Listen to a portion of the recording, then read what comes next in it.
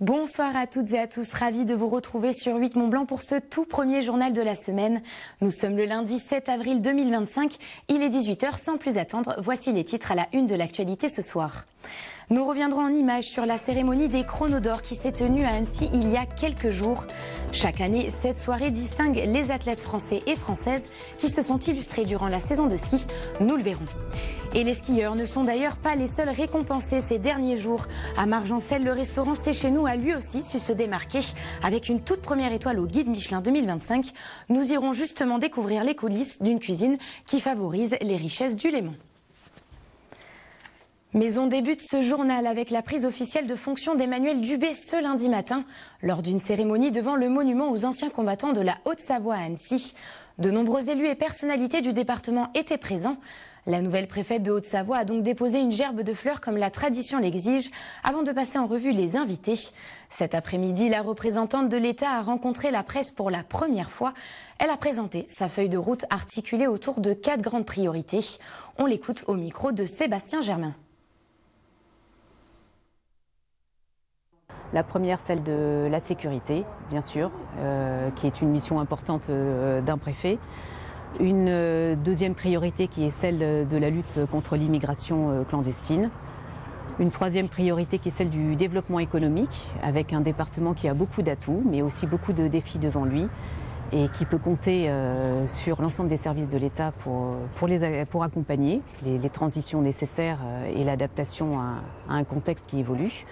Et puis une troisième priorité qui est celle d'accompagner l'ensemble des acteurs locaux, à commencer par les élus locaux, sur leurs grands projets. Heureusement, un préfet n'est pas seul.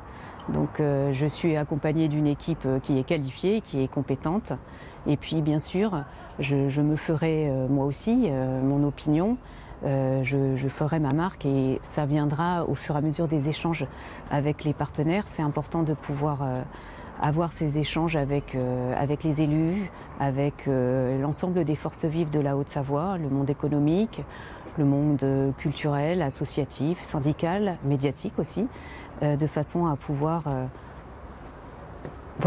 prendre une position qui sera celle qui sera la mienne pour ce département dont je souhaite évidemment toute la réussite. J'ajoute que concernant la brucellose, Emmanuel Dubé a précisé que sur ce dossier sensible, elle se mettrait dans les pas de ses prédécesseurs pour trouver un bon équilibre entre protection de l'espèce protégée et maintien de l'élevage. Je vous en parlais en début d'édition, le gratin du ski français s'est réuni mercredi dernier à Annecy pour la cérémonie des Chronos d'Or. Depuis une dizaine d'années, cette soirée récompense les meilleures Françaises et Français de la saison de ski. L'occasion de célébrer la fin d'un hiver plus que réussi par les équipes de France. Biathlon, ski freestyle ou encore snowboard cross, nombreux étaient les Français vainqueurs dans ces catégories. Des résultats prometteurs à un an des Jeux Olympiques, comme vous allez pouvoir le constater dans ce reportage de Jules Demeur. Fin d'une saison historique pour le ski français. Près de 200 podiums pour 56 victoires en Coupe du Monde, 10 globes de cristal et 9 titres de champion du monde. Une moisson de médailles, une nouvelle fois illustrée par la réussite de l'équipe de France de biathlon. Sur 23 titres cette saison, Lou Jean Monod en remporte 8. Cette dernière a obtenu mercredi dernier le Chrono d'Or de champion des champions, la récompense d'un hiver particulièrement réussi, malgré le gros globe de cristal échappé sur la dernière course de la saison. J'ai eu la chance de pouvoir me battre pour ce classement général de la Coupe du Monde. J'ai appris à gérer les émotions que ça implique et les erreurs que ça induit. Et c'est ma plus grande fierté. J'ai échoué au dernier moment, mais j'ai appris énormément. Autre discipline victorieuse cette saison, le ski freestyle incarné par Perrine Lafont. De retour après un an de pause, la championne olympique a su retrouver les sommets cet hiver avec un 6e titre de championne du monde. Elle remporte le Chrono d'Or féminin de ski freestyle. C'est sûr que je suis très contente et je ne m'attendais pas vraiment à ça parce que on ne sait jamais ce qui peut se passer après une saison off et surtout que j'avais quand même bien coupé. Mais je pense que j'ai mis toutes les bonnes choses en place et je me suis entourée des bonnes personnes aussi pour revenir et retrouver le niveau que j'avais. Donc non, c'est une très belle saison où j'en suis très très heureuse. A l'inverse du ski freestyle et du biathlon, le ski alpin a de son côté moins brillé que les autres années. En témoignent des championnats du monde sans aucun titre pour la délégation française. Un constat qui s'explique en grande partie par l'accumulation malheureuse de graves blessures dans le clan français. Ces blessures, elles doivent avoir une explication. On n'a pas toutes les clés pour y répondre maintenant, mais en tout cas on y travaille. On doit faire en sorte aussi de donner les moyens à nos athlètes blessés de revenir à leur meilleur niveau pour l'année prochaine. Et puis des secteurs, et Clément Noël l'a très bien dit tout à l'heure, il a fait une très belle saison et en même temps, au moment de faire le titre au championnat du monde, ça a été compliqué. Voilà, on doit travailler pour faire en sorte que ce qu'il a réalisé par exemple à Pékin il y a 3 ans, on le renouvelle l'année prochaine sur un événement d'1 jour. La saison de ski s'est officiellement terminée ce week-end avec une dernière Coupe du Monde de snowboard cross. Autre discipline riche en victoires cet hiver. Léa Castaille remporte son premier gros globe de cristal à 19 ans. De quoi promettre un avenir radieux pour la fédération à 1 an des Jeux Olympiques. Dans le reste de l'actualité sportive, le FC Annecy recevait Bastia ce vendredi au Parc des Sports. Après une belle première période marquée par l'ouverture du score de Quentin Paris, les Reds se sont retrouvés en infériorité numérique après l'expulsion de Clément Bilmaz. Après l'égalisation logique des Corses en seconde période, le FCA a su faire le dos rond pour arracher le point du match nul sur le score de 1 but partout. Retour en image sur cette soirée avec Sébastien Germain. Ce vendredi soir, le FC Annecy a repris ses bonnes habitudes avec un but marqué tôt dans le match contre Bastia. Illustration dès la 12e minute avec l'ouverture du score de Quentin Paris à la conclusion d'un beau mouvement collectif. Deuxième but de la saison pour le jeune attaquant formé au club qui continue de grappiller du temps de jeu. Première titularisation, premier but, dommage qu'il n'y ait pas la victoire forcément devant les supporters, ça fait toujours plaisir et il faut remercier le coach pour la confiance qu'il me donne et voilà, j'espère que ça va continuer. Il y avait mon papa, il y avait ma maman qui vient pas souvent mais qui s'est déplacée, il y avait mon frère, il y avait tout le monde et j'ai pensé à tous ces gens-là directement quand j'ai marqué, même mes potes, tout ça, ça fait trop plaisir. J'ai une faculté entre guillemets à me mettre vite en situation de frappe. Après, voilà, maintenant, il faut travailler devant le but, avec le coach, tout ça. Et voilà, moi, mais franchement, ça va, je me crée pas mal d'occasions. Il faut que ça continue comme ça. À la 25e minute, Clément Bilmaz est tout proche de doubler la mise, mais sa frappe frôle les buts bastiais. On retrouve ce même Clément Bilmaz en fin de première période. Mais cette fois, le numéro 22 annécien se signale par un carton rouge consécutif à un tacle mal maîtrisé. Ce sera le tournant du match car en seconde mi-temps et très logiquement, Bastia a la main sur le jeu. Et c'est sur coup de pied arrêté que les insulaires vont égaliser grâce à ce coup franc direct de Christophe Vincent. La dernière grosse occasion du match est pour le FCA avec cette tête d'Axel Drouin repoussée sur la ligne. Score final 1 but partout. Et compte tenu du scénario de la partie, cela reste une bonne soirée pour les Reds. Ça faisait longtemps qu'on n'avait pas fait une première mi-temps à domicile comme ça, avec vraiment pas mal de situations. Pas de grosses occasions, mais des situations qui avec des frappes aussi. Il faudra se contenter de ce point-là, mais à nouveau une équipe d'Annecy avec un état d'esprit, je dirais, remarquable dans l'adversité. Si on reste à 11, vu la première mi-temps, on avait quand même des chances de l'emporter. Je pense qu'on a vu une très bonne première mi-temps de notre part. 8e de Ligue 2, le FCA ira défier le Red Star qui joue pour sa survie ce vendredi 11 avril. Attention, si vous empruntez la voie verte du lac d'Annecy en rive ouest, à partir du mardi 8 avril et jusqu'au 17 avril prochain, celle-ci sera en partie strictement interdite au public.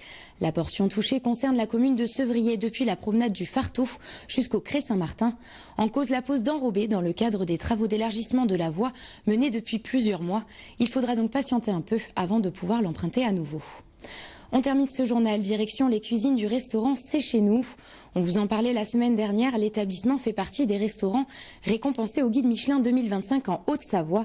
Imaginé par le chef Lucas Dumély et Manon Molins-Plassa, le restaurant vient en effet d'obtenir sa toute première étoile, seulement 16 mois après son ouverture sur les rives du Léman à Margencel. Le secret de cette réussite, une cuisine fraîche et locale qui magnifie le terroir du lac. Je vous laisse le constater par vous-même avec ce reportage. Ce vendredi, comme chaque matin, direction le Léman pour ce pêcheur. Mais la session pêche ne s'annonce pas aussi fructueuse qu'espéré. Matin, 6 ferras, donc malheureusement c'est la moyenne actuelle. Par contre, il y a eu 3 silures, ça c'est plus rare. D'habitude on en a un de temps en temps, et là il y en a eu 3 d'un coup. 6 ferras et des silures qui devraient pourtant faire l'affaire pour Lucas Dumély. Chaque jour au port de Séché, ce chef se fournit avec les poissons du lac pour sa cuisine. Car dans son restaurant, on ne travaille que du frais et du local. On se fait livrer tous les jours, on produit tous les jours et on essaye vraiment de trouver les petites pépites qu'il y a autour de nous. En fait, nous, on change notre carte par rapport aux saisons. On va toujours travailler au final les produits d'ici, les produits du lac. ça sera toujours les mêmes poissons, mais ils seront cuits différemment, avec une sauce différente et une garniture différente. Et ça change à peu près tous les 2 mois chez nous. Un menu saisonnier où les richesses du Léman sont magnifiées sans chichi. Du moins en apparence, car ici, texture, goût et couleur sont apportés dans chacun des plats. Exemple avec cette truite confite signature, accompagnée de sa salade blanchie et de navets.